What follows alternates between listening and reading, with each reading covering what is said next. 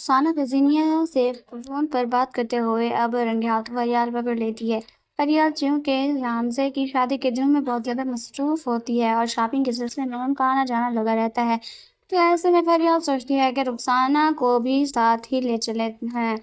फरियाद अब रुखसाना के सर्वेंट क्वार्टर में आती है ताकि उसे बुलाए कि हम तुम्हें के साथ शॉपिंग पर चलेंगे। लेकिन वहाँ पर रुखसाना फ़ोन पर बात कर रही होती है। वो कहती है, जीनिया भाभी, आपने जो मुझे कहा था मैं वही सब कुछ कर रही हूँ। आपने जैसा मुझे कहा था ना कि मैं चाय के अंदर गोले मिलाकर फरियाद को दे दूँ, मैं उसे देती हूँ, लेकिन पता नहीं क्यों ऐसा नहीं हो रहा था।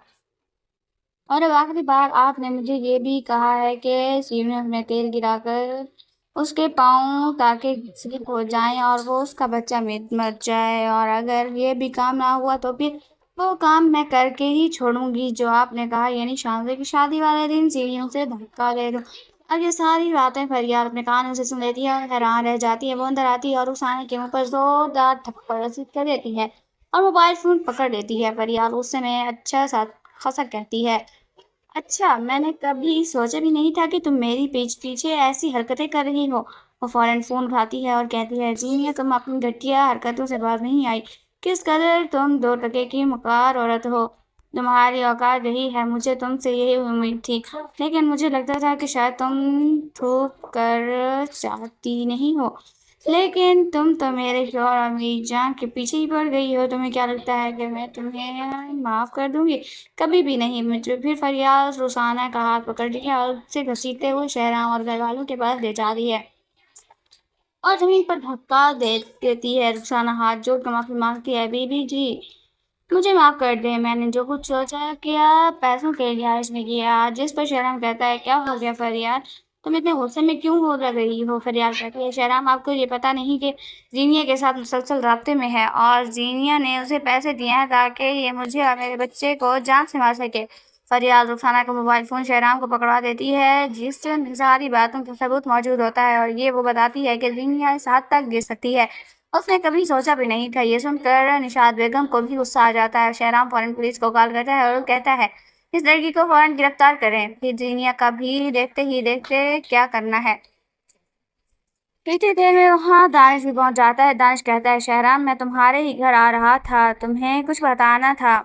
शहराम कहता है, तुम यहाँ क्या करने आए हो? दानिश जवाब देता है, मैं तुम्हें जिंदा के खिलाफ सबूत दिखाने आया हूँ ताकि मुझे लगता है कि उसकी जरूरत नहीं रही।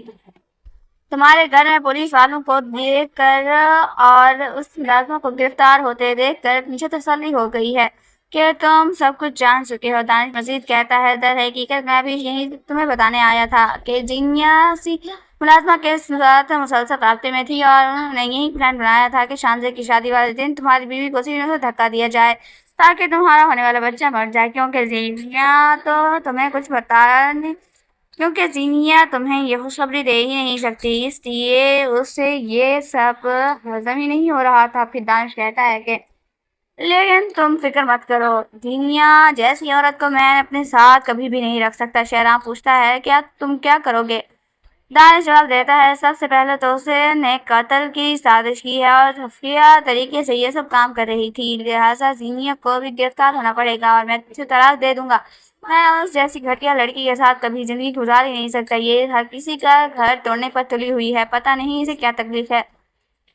बहरहाल दूसरी तरफ रुखसाना को पुलिस ले जाती है जबकि फरियाद बहुत सहम जाती है कि अगर उसका बच्चा मर जाता तो क्या होता। दूसरी तरफ जीनिया को भी पुलिस गिरफ्तार कर लेती है और अब जीनिया और रुखसाना दोनों एक साथ जेल में रहे हैं।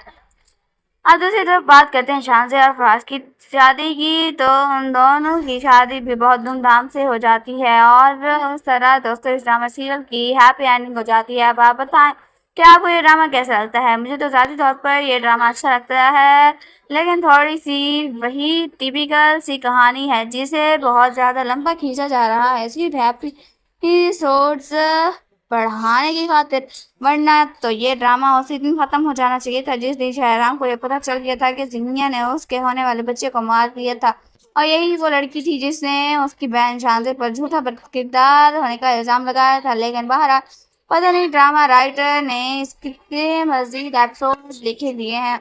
ओवरऑल ड्रामा अच्छा जा रहा है। आप भी मुझे कमेंट में अपनी कीमती राय का इज़हार ज़रूर कीजिएगा। आपको ये ड्रामा कैसा लगता है? और अगर चैनल पर पहली बार आए हैं तो चैनल सब्सक्राइब करके जाइए, वरना आप गुम हो जाएँगे, फिर कहाँ ढूँढते फिरेंगे हमें।